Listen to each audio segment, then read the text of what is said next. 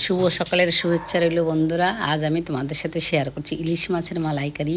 ইলিশ মাছের মালাইকারি করার জন্য আমি 3 পিস ইলিশ মাছ নিয়েছি, পরিষ্কার করে ধুয়ে নুন হলুদ মেখে নিয়েছি। কড়াতে 2 টেবিল চামচ সর্ষের তেল গরম করে নিয়েছি। এবারে গোটা গরম মশলা ফোড়ন দিয়ে একটা মিডিয়াম সাইজের পেঁয়াজ বাটা দিয়ে একটু ভাজা ভাজা করে নিয়েছি। দিয়ে 1 চামচ মতো আদা কাঁচা লঙ্কা বাটা দিয়ে একটু কষিয়ে নিয়েছি। হাফ চামচ মতো লঙ্কার গুঁড়ো, পরিমাণ মতো নুন আর 4-5টা কাজু বাটা দিয়ে একটু কষিয়ে নিয়েছি।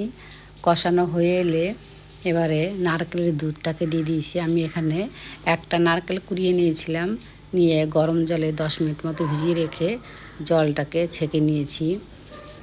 জলটা ফুটে গেলে এবারে মাছগুলোকে দিয়ে দিয়েছি, দিয়ে ঢাকা দিয়ে 10 মিনিট মতো রান্না করে নিয়েছি।